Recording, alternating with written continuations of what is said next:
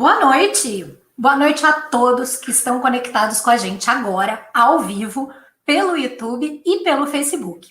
O Instituto de Ciências Matemáticas e de Computação da USP em São Carlos, o ICMC, agradece a presença de todos vocês.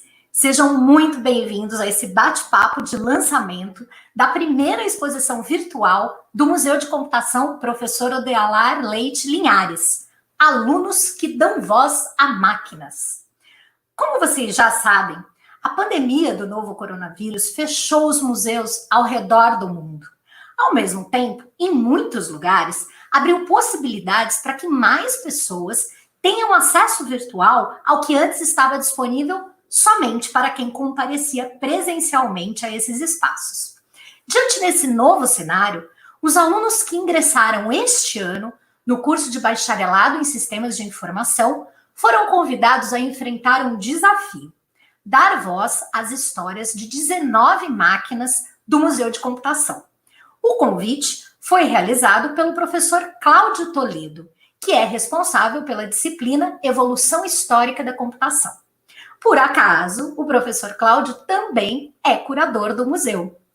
Então, os alunos se dividiram em 22 grupos e cada um se dedicou a pesquisar as curiosidades e as incontáveis histórias que permeiam essas máquinas. O resultado desse trabalho torna acessível a todos nós uma melhor compreensão sobre o tempo em que essas peças foram criadas, as pessoas e as empresas responsáveis por dar vida a elas e sobre os impactos que produziram na evolução tecnológica da humanidade. Quem quiser acompanhar a gente aqui, também registrar a presença, é só acessar o link que vai aparecer daqui a pouquinho aí na sua tela para assinar a nossa lista de presença, o nosso livro de presença. Você também pode acessar essa lista pelo QR Code, tá vendo aí do lado direito da sua tela? Tá aí o link, é só acessar e registrar que você estava aqui hoje com a gente ao vivo, acompanhando esse lançamento da primeira exposição virtual do Museu de Computação. Eu convido vocês também, aproveitando, quem ainda não está seguindo o ICMC, por favor, é hora de seguir no Facebook, no Instagram, no Twitter e no YouTube. Quem está assistindo agora no YouTube e no Facebook ainda tem a possibilidade de participar do nosso evento, enviando as questões, mensagens, comentários lá nos vídeos do Face e do Twitter. E do YouTube. Mas a gente também tem Twitter, hein? Vai lá. Segue a gente em todas as redes sociais. Antes da gente chamar os ilustres alunos que toparam esse desafio de dar voz a máquinas, a gente vai convidar o professor Cláudio Toledo. Cadê o professor Cláudio Toledo? Opa! Boa noite, Cláudio! Boa noite, Denise. E aí, obrigado pela oportunidade. A gente que agradece aí por vocês terem feito esse trabalho maravilhoso e trazer essa oportunidade de estarmos aqui reunidos, mesmo que à distância, isso já aconchega um pouquinho o nosso coração, não é não? Isso é bom, tá bom, muito bom. E, Cláudio, eu queria que você mostrasse aí um pouquinho dessa exposição para a gente. A gente está muito curioso. Primeira exposição virtual do Museu de Computação. Isso, eu vou compartilhar minha tela contigo. Já está no ar? A gente já consegue acessar? Já consegue acessar. Legal, vamos mostrar então para o público aí. A gente está colocando, tem o link, vejam. Acesse a exposição virtual. Esse link que está aí é o link que vai já dar acesso à página, às páginas, né, as diversas páginas da exposição, ao site que foi preparado especialmente para hoje.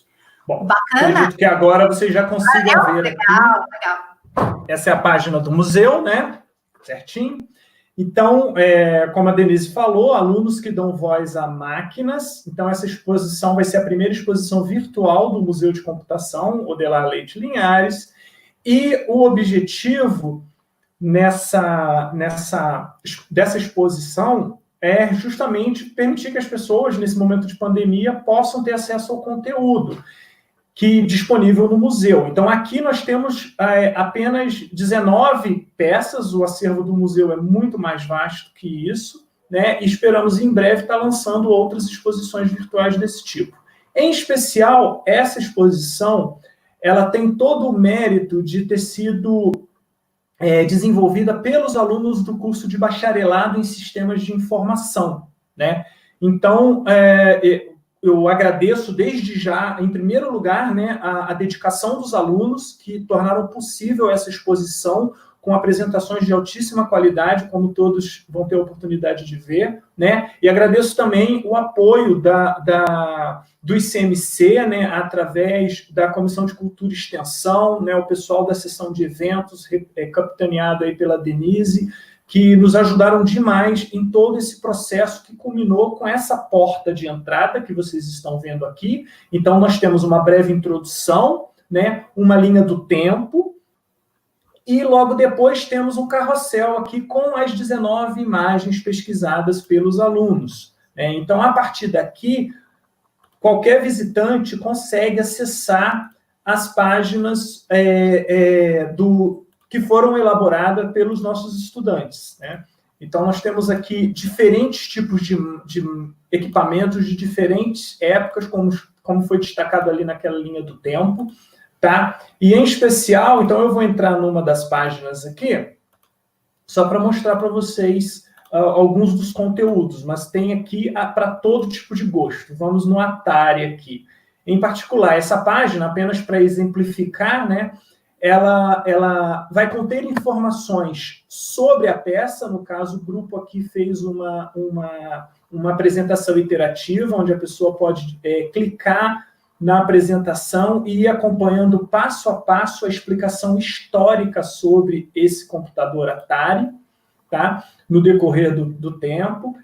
Temos também aspectos gerais descritos no site, especificações, detalhes adicionais, e nesse caso aqui dessa peça foi colocado um emulador, que permite também você interagir com o funcionamento desse tipo de equipamento, né? Como que ele funcionava na época. Como então, você conseguisse experimentar um pouco do que é essa máquina à distância. Exatamente, exatamente. Você consegue ter uma experiência próxima do que seria você estar usando essa máquina.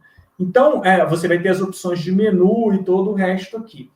Eu não vou me alongar muito, porque eu acho que o mais interessante agora são os alunos, né, mostrarem o que eles conseguiram fazer, que são as outras apresentações, não só do Atari, de outras peças, mas eu, assim, novamente, agradeço demais todo o apoio que o museu teve para poder estar apresentando essa exposição, e, no caso particular, agradecer demais aos alunos, né, que vão ter chance agora de falar mais sobre tudo que eles tiveram a chance de aprender, né, para fazer essa exposição. Essa exposição, só para concluir, ela foi feita no contexto da disciplina de evolução histórica da computação, né, que eu ministrei para esses alunos, onde aí eles tiveram a chance de se organizar em grupos e desenvolver as pesquisas, como a Denise já mencionou. Tá joia? Fantástico, Cláudio. Eu só fiquei com uma outra curiosidade aqui. Esse semestre foi atípico, né? Logo que começou, esses alunos ingressaram esse ano no curso, tivemos as boas-vindas na semana de recepção, e logo depois a notícia da pandemia impossibilitou a continuidade das aulas presenciais. E tudo continuou no universo online, né? Você imaginou, quando aconteceu isso, né, a paralisação das aulas presenciais, você imaginou que teria como resultado no final do semestre um conteúdo desse tamanho, com essa qualidade, para inclusive a gente lançar uma primeira exposição virtual? Isso passou pela sua cabeça ou não? Então, me surpreendeu, né? A gente sempre fica naquela dúvida, será que os alunos vão comprar a ideia ou não? E essa turma é uma turma de primeiro período, né? Que, poxa vida, eles acabaram de entrar na universidade, né? E aí estão animados para viver esse ambiente universitário e são tolhidos disso por conta dessa pandemia. Então, eu percebi que essa abordagem na disciplina de evolução histórica da computação, você pensa, poxa, e ainda vou pagar uma disciplina à distância de evolução histórica da computação, né? Então, quando a gente pensa que a gente tem um museu, né, com um rico acervo, e aí junta isso com alunos que de repente, não vão ter a oportunidade de estar no ambiente universitário, mas vão ter a chance de interagir com o que existe nesse ambiente, pelo menos o que existe no museu, né? Eu acho que foi uma maneira de tentar estimular esses alunos a desenvolverem um trabalho que tivesse esse aspecto de ver um resultado, né? De ver um resultado do que eles estariam aprendendo. E deu muito certo, né? O trabalho final dos alunos foi de altíssima qualidade, me surpreendeu demais, né? E é uma oportunidade que eles tiveram, porque é um tesouro que nós temos, esse museu dentro do ICMC, né? E os alunos desse primeiro período de sistemas de informação souberam aproveitar muito bem essa oportunidade, deram valor a isso e fizeram apresentações, na minha opinião, excelentes, para dizer o mínimo. Muito obrigada, Cláudio. Bom, a gente vai continuar com o Cláudio, mas a gente vai chamar outros professores para darem uma palavrinha aqui nesse início, antes dos nossos alunos. Eu vou convidar, então, para entrar nesse bate-papo, o professor Moacir Ponti, que é presidente da Comissão de Cultura e Extensão Universitária do ICMC. Boa noite, Moacir. Tudo bem? Boa noite. Tudo bem. E também eu vou convidar o professor André de Carvalho, que é vice-diretor do ICMC. Oi, André, tudo bem? Boa noite. Oi, Denise, boa noite, tudo bem? Tudo bem. Então, eu posso começar lançando uma perguntinha aí para o Moacir, já que ele é presidente da Comissão de Cultura e Extensão, né? Acho que estamos fazendo isso hoje aqui, Moacir, ao vivo, no YouTube e no Facebook. Gente, manda os comentários, hein? Mande perguntas, a gente vai colocar aqui para os nossos entrevistados. Moacir, a gente vive escutando que universidade pública funciona a partir de um certo tripé, né? Ensino, pesquisa, extensão. Legal. De que maneira uma exposição como essa, virtual, nesse momento, pode contribuir para que a sociedade amplie a visão a respeito do que acontece nas universidades públicas? Como você falou, a universidade, o papel principal da universidade é gerar conhecimento por meio da pesquisa. Esse conhecimento gerado e estudado pelos pesquisadores e professores da universidade, ele é ensinado aos alunos que nós recebemos para formar recursos humanos. Então, esses alunos em nível de graduação, pós-graduação, vêm até a universidade para receber aqui os conhecimentos e sua titulação para depois exercer seu papel na sociedade, no mercado de trabalho, ou mesmo como pesquisadores também. E a extensão é um pilar super importante, porque ela permite que esse conhecimento que é ensinado e pesquisado na universidade possa atingir a sociedade.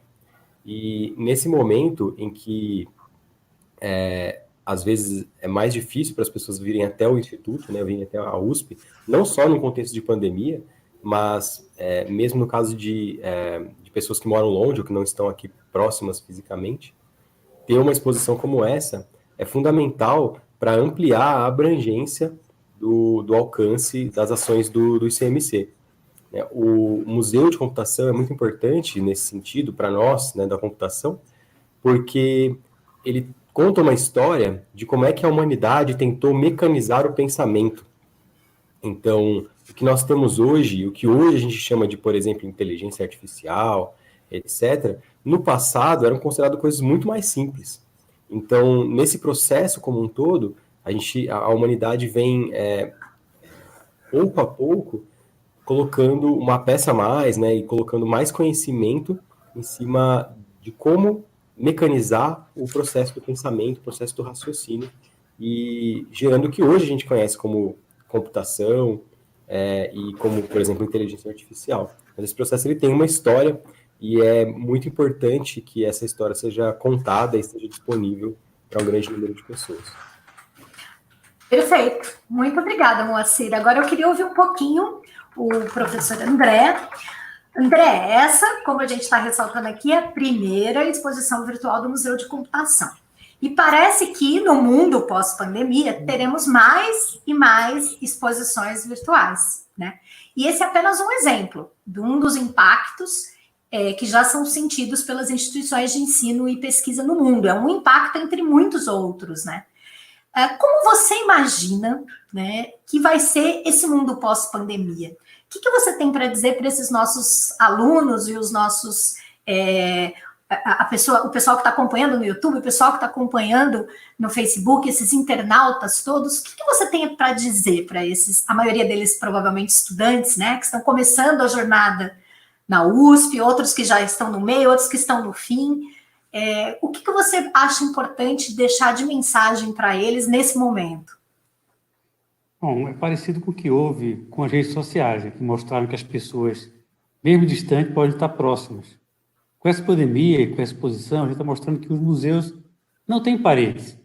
Qualquer pessoa pode ir a qualquer museu, como o nosso museu agora, e pode compartilhar o que a gente tem de precioso e, como vocês já falaram, que é mais precioso na história da computação do Brasil aqui no ICMC, que acho que é um museu que é um exemplo para o Brasil na área de computação. Então, mostra isso, mostra que com a pandemia as paredes estão desaparecendo. Então, apesar de a gente estar cada um na sua casa, então, fisicamente, a gente se sentia um pouco isolado, mas com a internet, com a computação, a gente consegue viajar bem longe. Então, acho que é isso que mostra. E você acha que esse mundo pós-pandemia vai ser muito diferente, André? Como é que você está sentindo isso? Você que está envolvido também em muitas pesquisas científicas, Sim, né? Relacionadas aí a possíveis formas da gente controlar a pandemia ou lidar melhor com ela.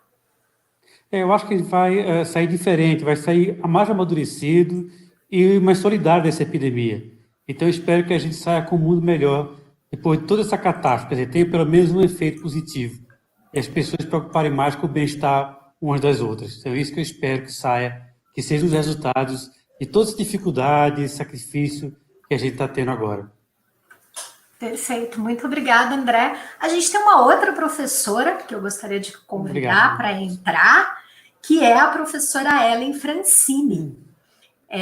Mas ela, daqui a pouquinho, ela vai entrar e falar, eu estou avisando aqui, porque ela é coordenadora do curso de bacharelado em Sistemas de Informação, e aí ela também vai falar um pouquinho sobre essa experiência com a gente daqui a pouco. De imediato, eu agradeço, então, a presença aí do Moacir e do André. Eles vão continuar acompanhando a gente, né? Mas lá no YouTube agora, não aqui falando com a gente, eles vão acompanhar. E agradeço muito a participação e espero que a gente logo possa se rever, né? Pessoalmente aqui no ICMC. Obrigada, gente. Obrigado, Denise. Obrigada. Boa noite. Boa noite. A gente vai continuar, então, esse nosso evento. Daqui a pouquinho a professora Ellen vai estar com a gente, mas por enquanto, Cláudio, vamos chamar os artistas? Vamos chamar os nossos alunos? Denise, só para eu não ser injusto, que na hora de agradecer eu acabei esquecendo de mencionar, né, que também foram muito importantes para a gente poder concretizar isso, os monitores do museu, né, o Dalmo, o Thiago, né, o William...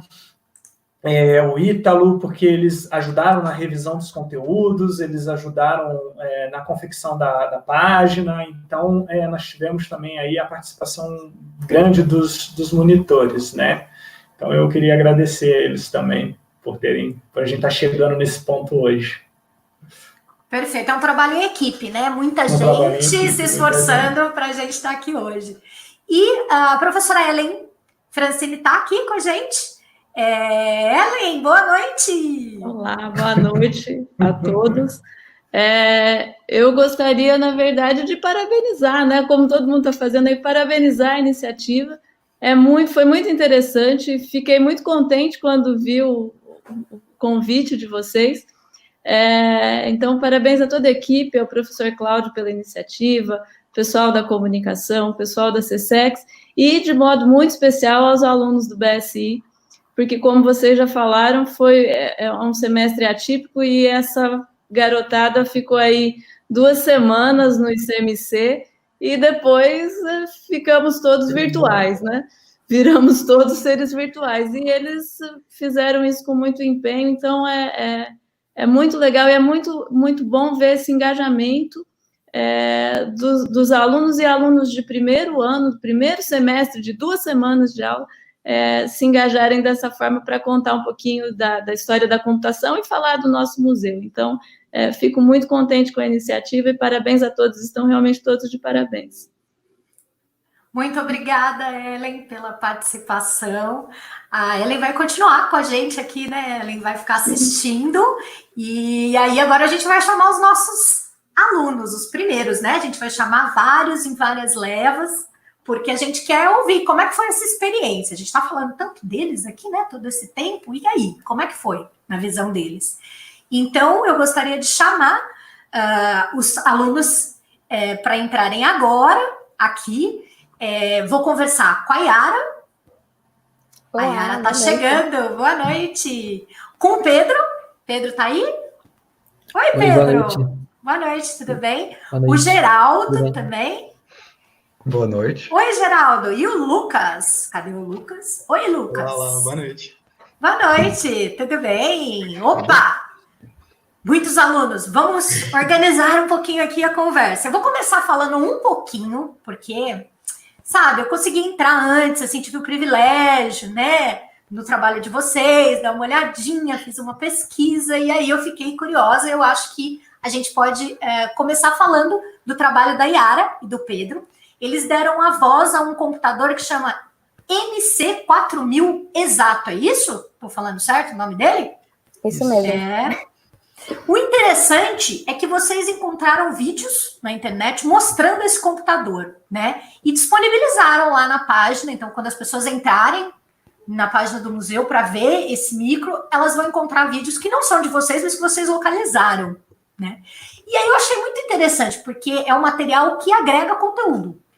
Vocês acham que esses vídeos, eles podem auxiliar os visitantes nesse processo de imersão, de entrar, né, dentro do universo de uma máquina que muitas vezes a pessoa nunca viu, não sabe como funciona? Acho que o Pedro pode Sim. responder melhor a pergunta. Sim, com certeza. Ambos os vídeos mostram o computador funcionando. Um deles até mostra um jogo rodando nele. Então, nesse momento de pandemia, que a mobilidade está reduzida e tudo, acho interessante esses vídeos para o pessoal conhecer melhor, de forma mais prática, o funcionamento dos computadores. E o que vocês aprenderam, vocês dois aí, ao fazer a pesquisa sobre o Exato, né, que é o apelido desse computador, né? O que vocês aprenderam quando vocês foram descobrindo essa história para trazer isso para o mundo, né? Mudou alguma coisa do que vocês pensavam sobre computação, sobre o mundo da tecnologia? Como é que foi isso? Olha, Denise, a gente, quando começou a pesquisar sobre ele, eu nunca fui muito fã de hardware, né? Então, quando eu comecei a pesquisar, fiquei mega perdida, não sabia o que estava fazendo muito bem. Mas uma coisa que eu gostei muito de fazer na pesquisa foi descobrir um pouco mais sobre a empresa que produziu, a CCE, né? E é uma empresa brasileira e eu fiquei muito feliz de fazer a pesquisa. Inclusive, no site tem um vídeo mais específico sobre a CCE, e foi algo que eu gostei muito de saber, porque a gente geralmente não valoriza tanto essa parte. Eu gostei muito de entrar nesse mundo das empresas nacionais. Bacana. Então eu vou falar agora um pouquinho com o Geraldo e com o Lucas, né? Eles contaram a história do Spark Classic, é isso? Sim, isso mesmo. É um computador que foi produzido por uma empresa famosa chamada Sun Microsystem em 1994. Né? Eu achei muito interessante uma informação que vocês colocaram aí, olha o dito cujo aparecendo na tela, gente. Vocês falaram que essa empresa ela foi criada pelas mãos de estudantes da Universidade de Stanford, né, na Califórnia. Será que os criadores dessa empresa, eu fiquei pensando na hora que eu vi, eles vivenciaram os primórdios do que hoje a gente escuta falar todo tempo, né? As startups, as famosas empresas de tecnologia que depois se tornam mega empresas. Como é que foi isso, assim? A respeito da história da empresa, vocês compreenderam um pouco que ela estava imersa nesse universo que só vai nascer muito tempo depois? Bom, é interessante fazer essa relação da empresa com startups, porque, bom, considerando as startups, é inegável a influência que o Vale do Silício, como parque tecnológico, tem nesse tipo de empresa, porque lá tem as gigantes da tecnologia, que são normalmente os exemplos que são dados como startups de sucesso. E nesse contexto, esse espaço, o Vale do Silício, ele surgiu como um projeto da Universidade de Stanford, que ela criou, lá a partir de meados da década de 50, esse hábito de incentivar os alunos a produzirem essas empresas, a criar essas empresas. E a Sun, como empresa, ela estava lá relativamente no início desse projeto, ainda nas primeiras ondas de empresas que surgiram dessa forma. E então é um comparativo interessante porque apesar desse conceito de startup ter surgido, como a gente conhece hoje, ter evoluído depois, nesse contexto a Sun realmente dá para ver nela essas características desse tipo de empresa, porque ela surgiu como uma empresa de tecnologia que iniciou um projeto relativamente pequeno, mas escalável, e utilizando desses investimentos, tanto feito pela universidade, mas também de outras fontes externas. Bacana. E deixa eu só colocar o Lucas nessa história aqui um pouquinho, Lucas. Lucas, uma outra coisa, além disso tudo, né, dessa questão dela poder ser encarada como uma vovozinha das startups, digamos assim, a gente... eu também fiquei surpresa porque essa empresa, ela também optava por sistemas e linguagens de código aberto. E isso, pelo que eu li, né, no trabalho de vocês, isso foi bem revolucionário naquela época, né? É isso mesmo? Conta um pouquinho disso. A revolução, na verdade, vem da combinação do uso do código aberto, né? O open source, ele pode ser dividido em open source do hardware e do software. E a Sun, ela foi uma das primeiras a juntar essas duas coisas para fazer um computador que ele fosse potente, mas ele tivesse um custo baixo.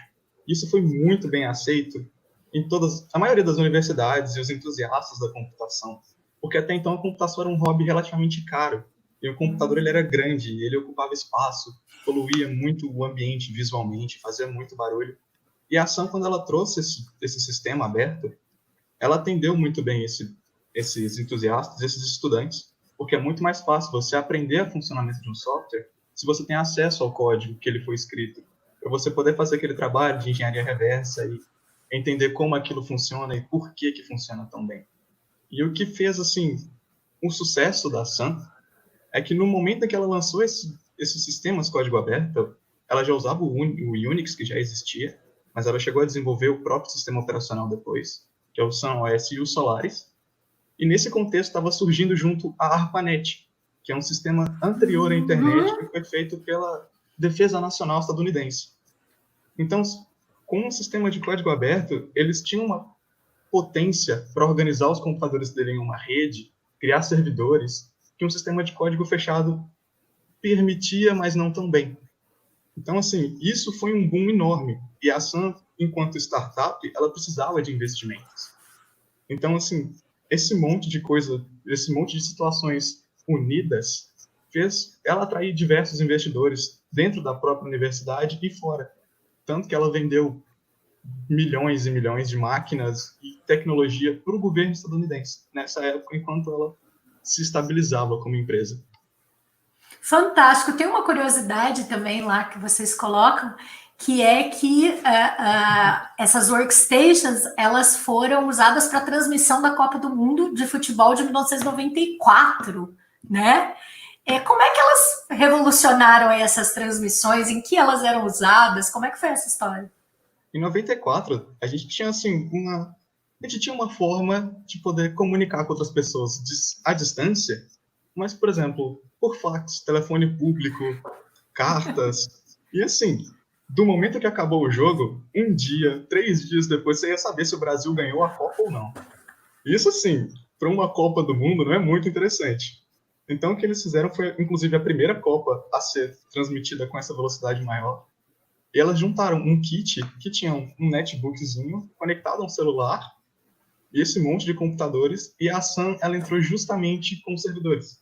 Então, eles usavam servidores da Sun e as próprias workstations para poder ter essa informação mais em tempo real, na ponta do dedo. E de 24 horas, 72 horas, eles passaram a ter essa informação do apito final, 5 minutos, para transmitir a informação de lá até aqui. E a informação é poder, então, quanto mais rápido, melhor. E 5 minutos era impressionante. 5 minutos era incrível. Como o mundo mudou, não? Pois é. Eles dão risada, né? Né, Cláudio? A Aí, gente finge que a gente não viveu essa época. Se eu tivesse que esperar por uma carta... Nossa Senhora! Eu e o Cláudio vamos fingir que a gente não viveu essa época, né, Cláudio? Não, eu ouvi falar que tinha muita dificuldade. Então, eu ouvi falar. Minha época também já tinha e-mail, essas coisas. Gente, quem está aí assistindo essa live no YouTube, no Facebook, manda pergunta, manda comentário que a gente está exibindo aqui na tela, a gente está acompanhando, estamos juntos todos aqui. Eu queria agradecer muito, eu queria falar a noite inteira, né, só com esses grupos, mas tem muita gente. E eu acho que a gente também tem que ouvir um pouquinho os outros. Então, eu vou ter que me despedir de vocês. Mas a gente conversa mais em outros momentos. Então, Yara, Pedro, Geraldo, Lucas, muito obrigada.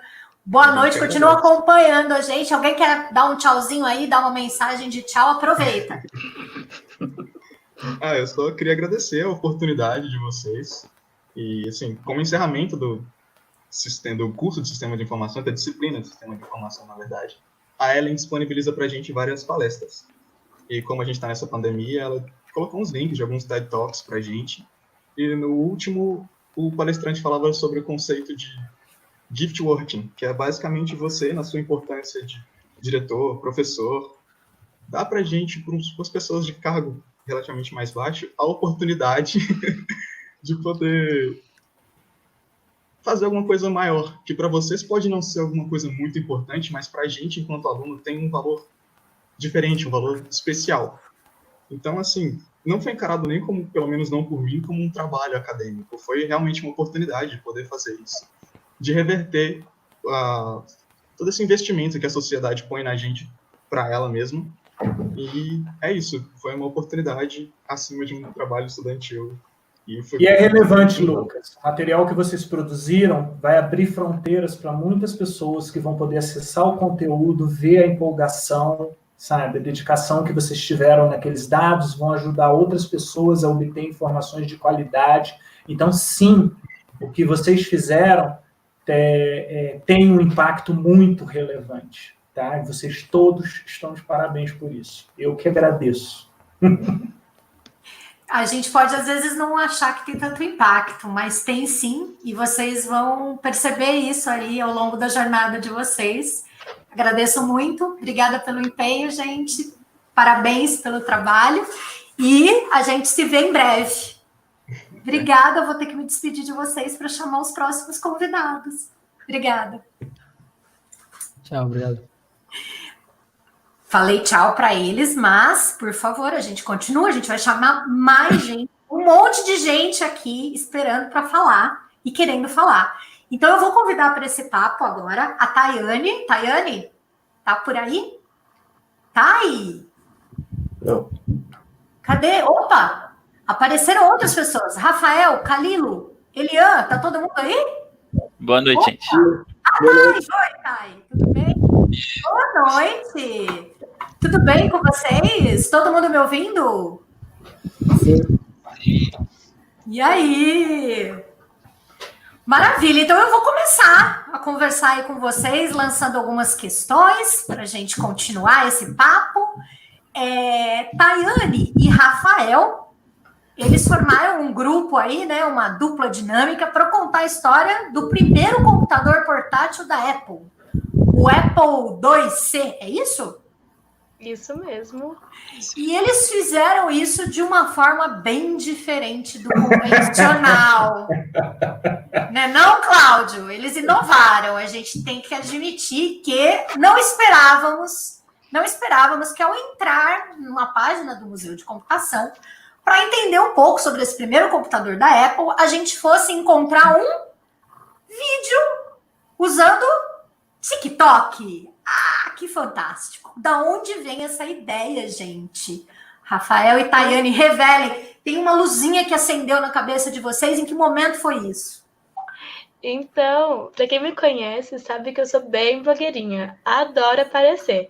Aí, eu falei assim, TikTok tá aí pra isso, explodiu, por que não a gente usar isso? Aí eu lembrei que tinha um recurso que aparecia os slides atrás, eu poderia aparecer na frente.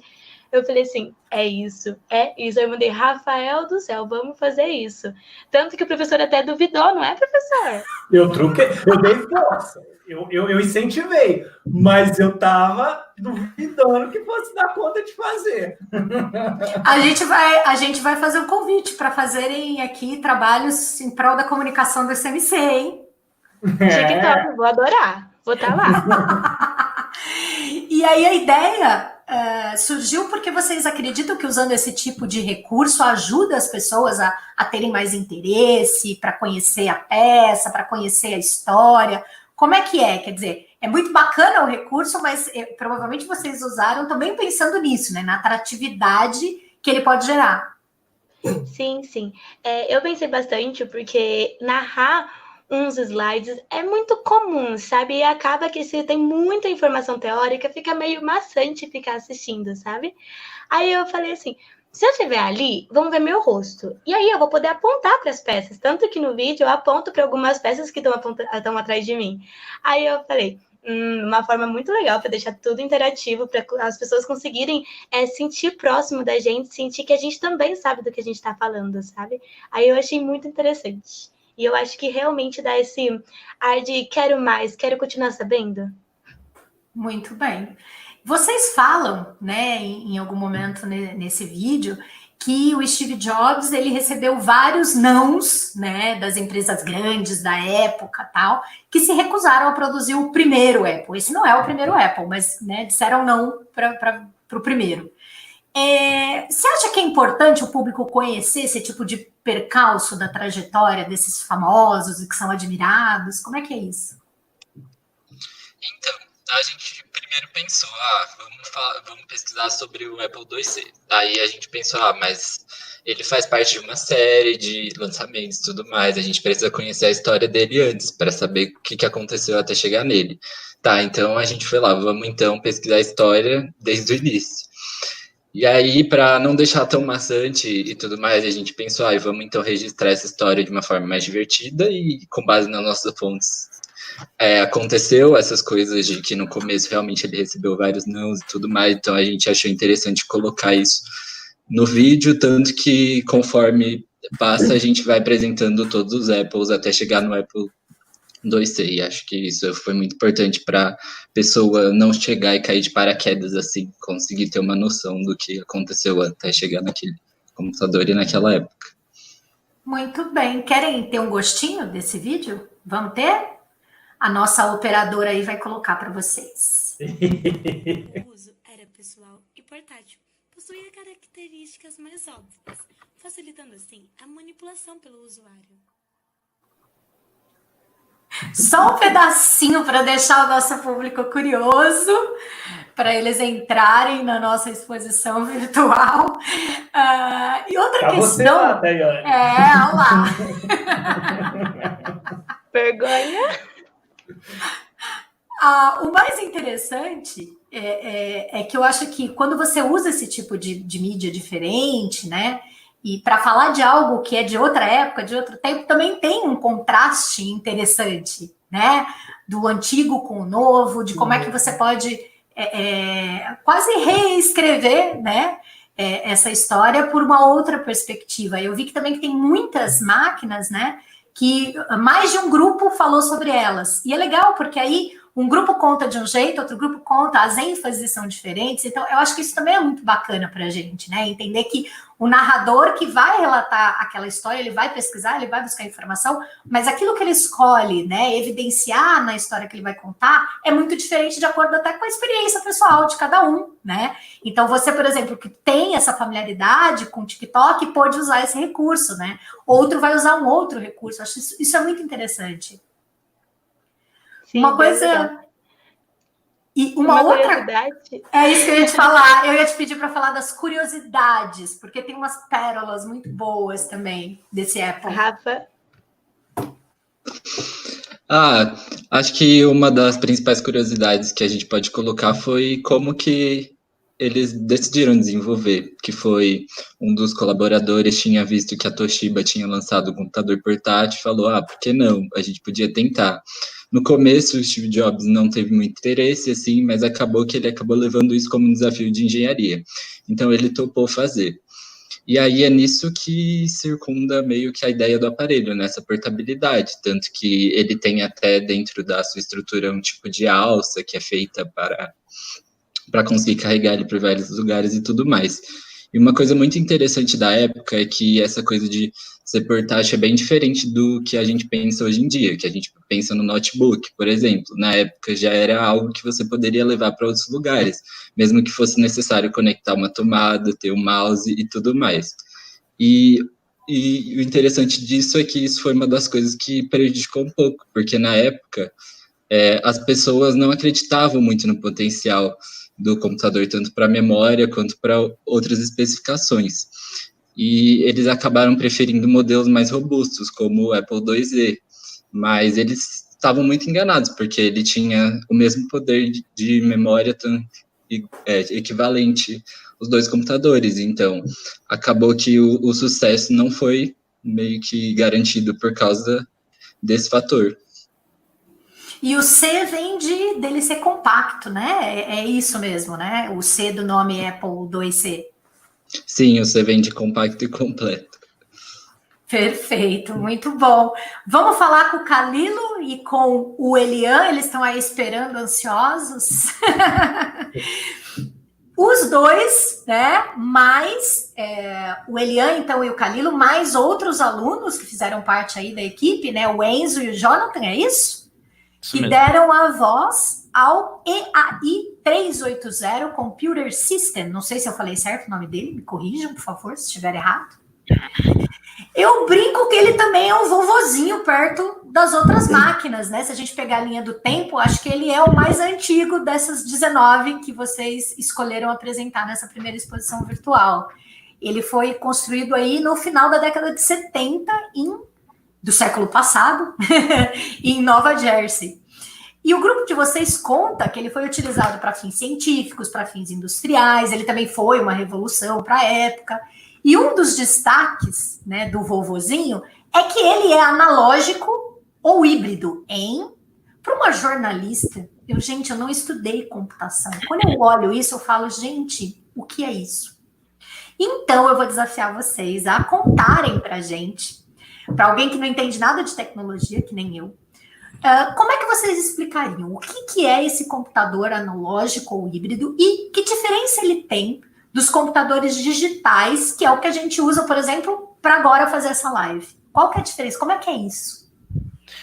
Eu gosto de imaginar que é a forma em que os dois computadores pensam. Então, eu acho que, por exemplo, o computador digital, quando você faz uma pergunta para ele quebra a pergunta em várias perguntas menores, que ele pode responder com sim ou não, e no final ele te dá a resposta sim ou não. E o computador analógico, ele consegue responder mais coisas. Ele consegue responder, por exemplo, sim, não, talvez.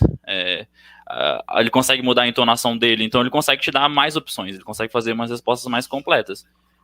Mas ele não precisa quebrar a resposta em pedaços pequenas, né? Isso porque o computador digital, ele funciona através do binário, então meio que fazendo um comparativo entre o sim ou não com 0 e 1, e o analógico ele já pode ter qualquer valor, né? Ele tem qualquer valor dentro de um range ali. Então, são várias opções que você pode ter. Quer completar aí, Kalilo? Não, o Elian explicou muito bem essa diferença entre computadores híbridos e computadores analógicos e digitais. Muito bem. Colocar uma informação a mais, né? Esse computador, ele foi doado ao nosso museu pelo Laboratório de Dinâmica do Departamento de Engenharia Mecânica da Escola de Engenharia aí de São Carlos, né? Foi uma doação feita no ano passado. Então, ele estava aí, foi usado dentro do nosso campus por um bom tempo. Bacana, faz parte da história de São Carlos. E o que eu achei também interessante na apresentação de vocês é que vocês falam que os computadores híbridos ainda existem, porque a gente fica olhando e fala, não, agora é só digital, imagina, né? Aparentemente, para alguém que não é especializado na área, Como eu, fica parecendo isso. Mas vocês trazem alguns exemplos de que eles ainda existem. Vocês poderiam falar sobre isso? Sim, um exemplo bastante famoso é aquela plaquinha, aquele microcomputador, o Raspberry Pi. Ele é capaz de ler e transmitir sinais analógicos, além de possuir sensores analógicos integrados na placa. Outro exemplo também é o controlador lógico programável, que são computadores bastante utilizados para automação industrial. E eu trouxe também outros dois exemplos, que são o uso dos computadores híbridos em sistemas de projeção climática e sistemas de aeronaves. Ou seja, a gente fica achando que a história só serve para explicar o passado, parece que não, né, gente? Não. E foi interessante para vocês participar desse projeto. A gente está acabando o nosso tempo, eu vou chamar daqui a pouco outro grupo. Eu queria aí que vocês falassem um pouco da experiência, né, de ter atuado. Vocês que ingressaram agora nesse projeto, como é que foi essa experiência? O que vocês aprenderam aí numa fala final? Quem começa? Nossa, foi a pergunta mais difícil. Pode começar. Oi? Pode falar. Posso começar? Pode. Então, eu acho que a experiência é muito legal, não só por conta do contexto histórico, você entender a computação numa visão mais macro, em vez de você entender numa visão imediatista de como ela é hoje, para que ela serve hoje. E você também, no nosso caso do meu grupo, pelo menos, eu senti que a gente explorou um lado que normalmente a gente não vê muito, porque a gente fala, computador é digital, quem faz computação tem que estudar lógica digital e tudo mais, e a gente não pergunta por que não existem computadores analógicos, por que a gente não tem que... porque ninguém nunca tentou fazer um computador analógico? Não, já tentaram, já existe, eles existem ainda, mas hoje eles são aplicados para os usos deles específicos. Então, meio que a história justifica realmente o que acontece hoje, né? Dá a base para a gente entender o que acontece hoje. E foi muito gratificante para mim fazer isso, descobrindo, porque agora eu sinto que, por exemplo, algo que eu criei, que eu aprendi, está sendo utilizado no museu. Perfeito. Sim, eu queria complementar que esse trabalho também me ajudou bastante a entender essa diferença entre computadores. Eu também não sabia que existia. Já tinham existido os computadores analógicos. Aí o Eliane já manjava um pouco, ele pôde ensinar para a gente, para eu e os outros colegas. E fora que foi bem difícil de achar informações sobre esse EAI 380. Agora que já tem várias informações no museu, quem estiver procurando aí na próxima, vai ser mais fácil para encontrar. Eu queria mudar um pouquinho mais de rumo e falar sobre a interação entre as pessoas, sabe? Porque eu achei muito divertido. Como a gente não teve tempo de se conhecer, fazer um trabalho em que foi necessário ter muita ligação para a gente poder discutir, tipo, e se a gente colocar essa informação é verdadeira ou não, foi muito legal. Eu achei, tipo, demais a interação mesmo. Tipo, eu e o Rafael, a gente se conheceu pouco tempo e depois de um tempo a gente tinha que estar ali para conseguir fazer esse trabalho. Foi maravilhoso. Além de, claro, conhecer também tudo sobre esse computador que eu nem sabia que existia e sobre ele poder ser, tipo, compacto naquela época e a gente achando que a gente estava arrasando com nossos notebooks. E eu acho que eu posso complementar com que foi muito divertido a gente estudar a história dessa forma, que geralmente a gente estuda história das coisas de um jeito mais maçante, com muita teoria e tudo mais, e a gente pôde desenvolver ali um projeto na prática e também aprender a gravar um vídeo, aprender a fazer um site. Eu acho que foi tudo isso foi muito gratificante, foi bem legal de ser feito. Foi um desafios adicionais que o professor Cláudio colocou na jornada de vocês. Esses grupos acabaram abordando duas coisas que na disciplina só dá certo realmente quando os alunos estão envolvidos, que é o quê? Eles adquirirem, eles conquistarem o conhecimento. E essa conquista, ela passa não só pela etapa de pesquisa, de você ver que aquilo ali te agregou uma informação nova, como eu vou passar essa informação para frente. Então, um grupo focando de deixar claro para o público que o computador, que existiu o computador analógico, o digital, que essa versão híbrida deles existe até hoje, né, mostrando isso para o público, uma coisa que eles adquiriram e que eles souberam passar para frente.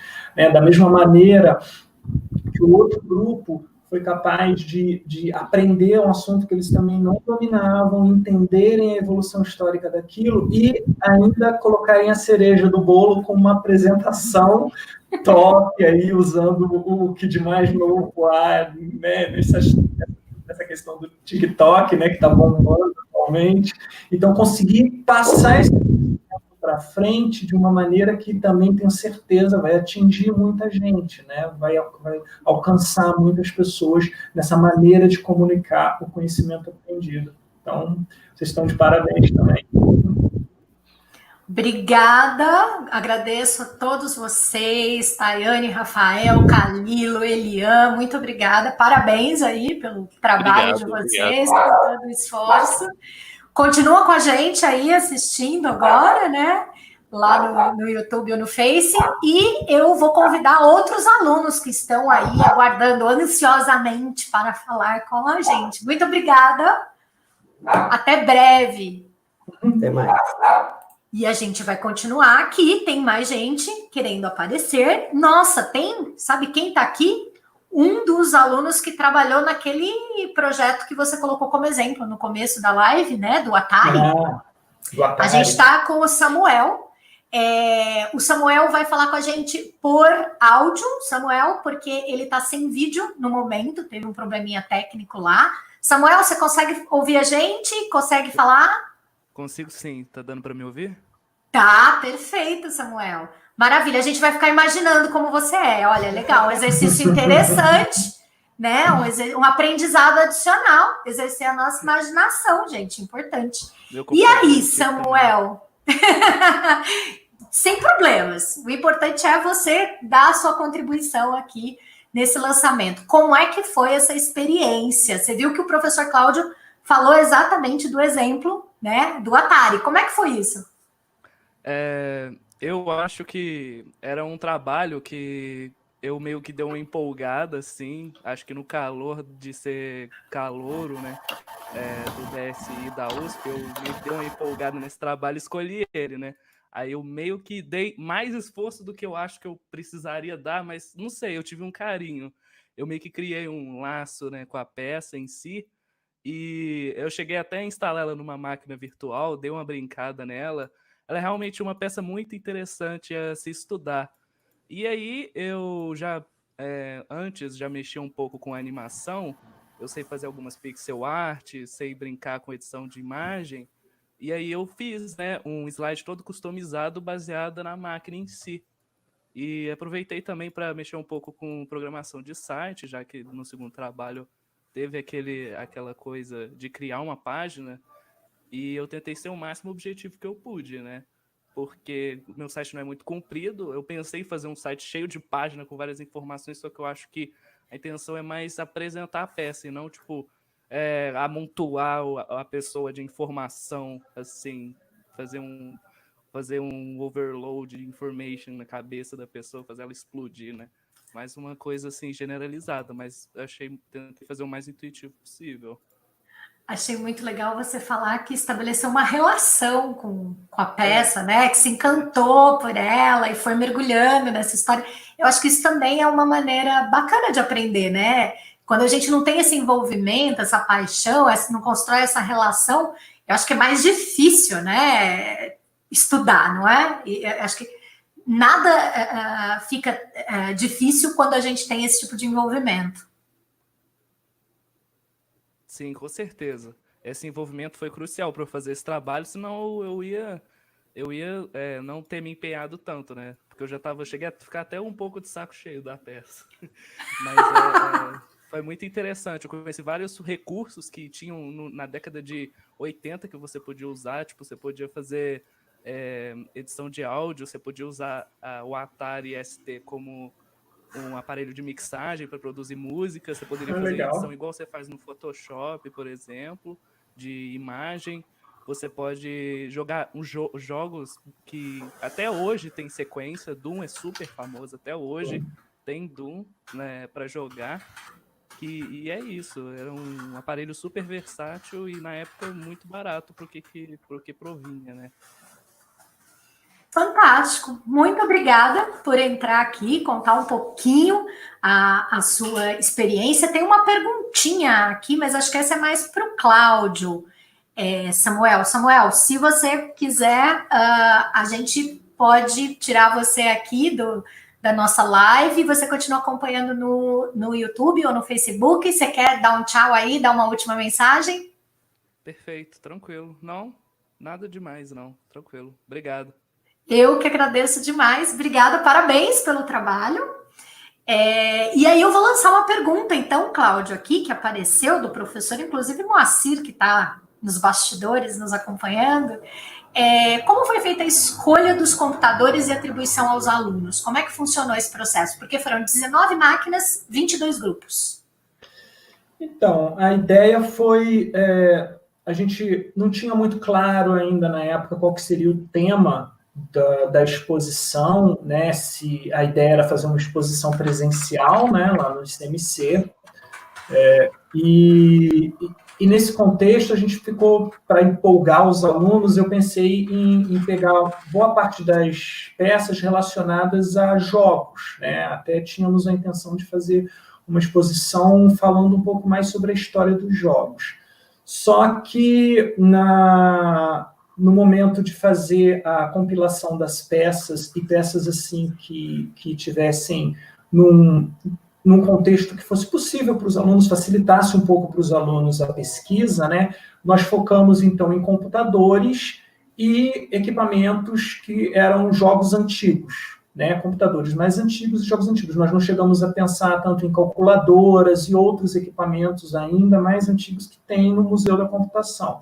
Então, nós focamos em computadores que pudessem, digamos, de alguma forma, serem usados, inclusive, para jogar, né?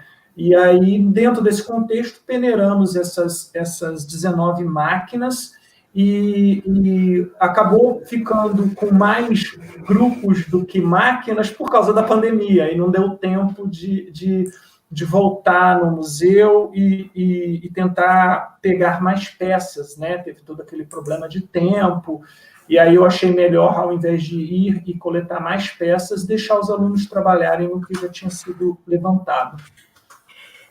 Outra perguntinha aí dos nossos internautas: como os alunos criaram os sites? É uma pergunta da Sara. Eu brinquei com eles falando assim: vocês fizeram vestibular para sistema de informação. Vocês já sabem criar um site, vocês só não sabem que sabem. Então, vocês vão aprender. Então, por quê? Porque uma característica da computação é você fuçar as coisas novas, né? E aí, é óbvio, eu escolhi o Google Sites, que é bem acessível para quem não tem nenhuma ideia de como montar suas páginas, montar uma página, né? Quem nunca teve nenhuma introdução. Então, o Google Sites, ele tem bastante tutorial e é facinho de você montar. Nós criamos um template para que os alunos pudessem, a partir desse template, incluir os conteúdos, mas eu dei total liberdade para os alunos mexerem. Eu falei: descubram o que dá para fazer, né? Tentem dar nó em pingo d'água com esse Google Sites, que a gente sabe que não tem muitos recursos. E foi brilhante, porque eu dei liberdade, inclusive, para eles mudarem layout. Eu falei: é um template, mas vocês podem fazer o design do site com tudo que tem disponível no Google Sites ou no que vocês conseguirem incluir, né? E o resultado está aí. Os alunos foram bem além do que eu esperava nessa brincadeira do Google Sites, né? Usando o Google Sites. E o interessante é que quando você entra em cada máquina, é como se você entrasse realmente num novo mundo, né? Num novo mundo. Essa era a ideia. A gente, né, até seguiu uma linha de navegação que não é muito uniforme, né? Mas justamente porque eu quis liberar a criatividade dos alunos na hora de montar a maneira como eles apresentariam as peças, né? Eu coloquei algumas restrições, como informações básicas de especificações, coisas bem triviais, mas eles poderiam adicionar qualquer tipo de conteúdo que achassem relevante. E fizeram. Perfeito. Cláudio, essa é uma primeira experiência. Você está tornando acessível, então, essas 19 peças, inclusive para professores de educação básica, professores universitários, que queiram usar isso, mostrar essas peças. Então, eles podem entrar no museu virtual, usar isso, inclusive, em sala de aula, né? Sim, sim. Enfim, é um conhecimento que fica disponível aí para todo mundo. Mas a ideia também não é só colocar isso virtualmente disponível, né? O museu, no mundo pós-pandemia, quando esse mundo pós-pandemia chegar, as pessoas vão poder, inclusive, pedir para usarem essa peça em sala de aula, enfim, emprestarem essa peça do museu. É isso mesmo? Conta um pouquinho dessa novidade para a gente. Sim, quando eu comecei a assumir a curadoria do museu, uma ideia era aproximar o museu dos alunos, né, fazer com que os alunos pudessem interagir com esse museu, né, então estamos tentando fazer isso. Um outro passo era divulgar o museu em redes sociais, ter uma página, né? E aí veio essa ideia, acabou que a ideia da exposição virtual, por conta da pandemia, passou à frente de todas as outras iniciativas, e a ideia é ter não só mais exposições, como mais conteúdos no próprio site do museu, para justamente isso, atender a professores que queiram usar o nosso conteúdo em sala de aula, que queiram usar o nosso conteúdo para incentivar os alunos a pesquisarem, a levantarem conhecimentos, não só de computação, mas também toda a parte de calculadoras e outros conteúdos que nós temos, peças no Museu da Computação. Então, a ideia é tornar isso disponível de forma virtual, porque daí você atinge, né, todo o Brasil inteiro, né? Você consegue atingir escolas distantes que vão poder fazer uso daquele conteúdo, né? E, no ponto de vista presencial, a ideia é também deixar o museu itinerante, né? Então, como eu mencionei, o ICMC tem um tesouro, que é esse museu, então professores do ICMC podem, por exemplo, requisitar essas máquinas e levar para mostrar, olha, pessoal, hoje é muito fácil comparado com antigamente, né? Olha aqui em que a gente tinha que trabalhar, olha esse tipo de arquitetura, olha esse tipo de software, como é que ele funcionava nessa máquina. Mas eu não quero que isso seja privilégio só de professores que estão no ICMC, né? A ideia é deixar o museu interativo, então a gente está de portas abertas para emprestar peças do acervo para outras instituições que queiram exibi-la. Os monitores podem ir, inclusive, para falar a respeito, os monitores do museu. Então, a ideia é estreitar esse laço com a sociedade, fazer com que as peças do museu não fiquem presas ao museu, né? E andem por aí, né, sendo apresentadas não virtualmente, né, de forma real, né, a criançada possa tocar, possa ver, que é uma coisa bacana, né? Eu acho importante também. Mas, infelizmente, nesse mundo pós-pandemia, a gente acredita também que a solução virtual chegou para ficar, né? Já era uma ideia, mas que com certeza foi alavancada por conta desse grupo maravilhoso de alunos que eu tive a oportunidade de dar aula esse semestre, e por conta dessa necessidade de deixar o museu aberto, né, acessível nesse período. Interessante, porque aí, além de dar voz às máquinas, você quer dar pernas, né? Eu quero dar... o próximo passo agora a gente deu voz, né? Então, o próximo passo agora é dar pernas às máquinas e fazer elas baterem perna por aí, né? Divulgando, olha, no meu tempo, contando aquelas historinhas, né? São as pecinhas vovós contando as historinhas da época delas para a criançada por aí, né? Então, essa é a ideia. Fica aqui o pedido para que todos que tenham interesse entrem em contato conosco, para que a gente possa, na medida do possível, né, quando essa situação toda se restabelecer, tá levando essas peças para fora do ICMC, com certeza.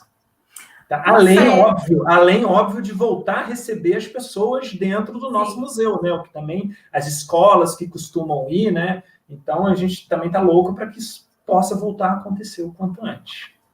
Maravilha. Cláudio, enquanto isso não acontece, estamos aqui ao vivo no YouTube, no Facebook, olha que maravilha, recebendo comentários divertidíssimos, como vocês viram aí na tela. E eu queria agora que o Cláudio desse um recado final para vocês, né, para a gente encerrar esse evento. Cláudio, como é que foi? Qual foi o aprendizado da sua jornada aí? Porque professor também aprende, né? Sim, e eu nunca canso e gosto sempre de ser surpreendido pelos meus alunos, né? E eu tive essa chance esse semestre. Então, a gente começa com uma abordagem tímida, né? Vamos fazer um trabalho, vocês vão coletar informações, e aí quando você vê que os alunos compram essa ideia, é uma satisfação muito grande. Por quê? Porque a melhor maneira de um aluno adquirir o conhecimento é ele conquistar esse conhecimento. Por mais que eu fale a respeito de uma peça, por mais que eu tenha te dar um contexto histórico de uma peça, é outra coisa quando o menino vai lá e descobre, pô, então o analógico era desse jeito e o digital era daquele. Então o portátil tinha esse conceito, a CCE era uma empresa brasileira, quer dizer, essa aquisição do conhecimento fica com o aluno para o resto da vida, né? E não só isso, a gente tem a satisfação de que o aluno conquistou esse conhecimento e ainda conseguiu transmitir isso, porque o aluno postou isso, né? Tem um site que ele criou, ele teve que vencer barreiras para aprender a mexer naquele site, ele teve que vencer barreiras para poder colocar aquele conteúdo de uma maneira que ele achasse interessante. Então, todo mundo acabou aprendendo um monte de coisas diferentes numa disciplina que evolução histórica da computação, né? Você ia lá ouvir o tiozão ficar contando um monte de história e na verdade, não. Você correu atrás dessa história e você correu atrás de como apresentar essa história e agora você tem a satisfação de ver que esse seu conhecimento vai ser disseminado por aí, né? Que é o que a gente espera. E então, assim, eu estou muito contente com esse final de semestre que eu tive nessa disciplina. Tá joia? Muito obrigada, Cláudio. De fato, a gente vê que eles tiveram que desenvolver habilidades adicionais que são muito importantes, Sim, né? Comunicação, quer dizer, eles tiveram que usar ferramentas, né, de comunicação para levar essa informação ao público de uma maneira acessível, né? Eles apresentam os slides, eles têm que se fazer entender, né? Falar, apresentar aquela ideia, quer dizer, isso tudo é um exercício. Quantos alunos tímidos aqui não tiveram que dar o seu jeito de conseguir passar a sua ideia, né? Quantos alunos que não sabiam mexer com uma determinada tecnologia tiveram que ir lá vencer aquela barreira, quer dizer, isso é muito bom. Fantástico. E a gente vai encerrar o nosso evento de hoje. Eu quero agradecer demais aos alunos e alunas que participaram com a gente, a todas as pessoas que estão acompanhando aí no YouTube, no Face, a todos que ajudaram, né, a tornar também esse evento possível. A gente tem uma pessoa que está nos bastidores e que eu gostaria de convidar para dar boa noite para vocês. Ela que está fazendo essa mágica aqui, gente, de aparecer essas letrinhas, de aparecer os comentários. Ela é a nossa operadora, mas ela falou que não consegue entrar. Ela falou que ela consegue ficar só nos bastidores. É a Gabriela Bidin, ela que está operando aqui, colocando e tirando as pessoas. Fundamental, treinou todo mundo para estar aqui. Treinou todo mundo, nossa, o pior que é mesmo, né? Ela tinha que estar aparecendo aqui, porque ela treinou todo mundo. Fez acontecer, literalmente. Aliás, novamente, Denise, eu agradeço demais o pessoal aí do eventos, comunicação, né? A CSEX, porque, nossa... É maravilhoso a gente poder estar encerrando com essa live e com a divulgação toda que vocês vão estar promovendo para a gente, né? Então, muito obrigado. Perfeito. Olá, a Gabi dando obrigada pessoal, já que ela não pode aparecer porque ela está como operadora, ela nos manda os seus recados. Então, é com muita alegria que eu agradeço aí a todos que nos acompanharam ao vivo nessa noite de quarta. A gente se despede por aqui. Eu tenho certeza de que essa primeira exposição virtual do Museu de Computação Odelar Leite Linhares vai ficar marcada para sempre na história do Instituto de Ciências Matemáticas de Computação da USP em São Carlos. Eu vou saindo, mas antes de encerrar a live, a gente vai deixar aí rolando na tela os nomes de todas as máquinas que receberam voz por intermédio desses nossos alunos, né? Tem muitos que não entraram, alguns não tiveram, né, como entrar hoje aqui, mas um abraço grande aí, carinho para todos eles, parabéns pelo trabalho, pelo projeto, parabéns a você também, Cláudio, que empolgou essa galera e colocou todo mundo para trabalhar e adquirir tantos conhecimentos. O mérito é todo dos alunos. Os grupos que não tiveram chance de falar, poxa, vocês também estão muito de parabéns, o pessoal vai ter a oportunidade de ver o excelente trabalho que vocês fizeram. Muito obrigada, gente. Boa noite, foi um prazer estar com vocês, Boa mesmo noite. à distância, estamos juntos. Boa noite.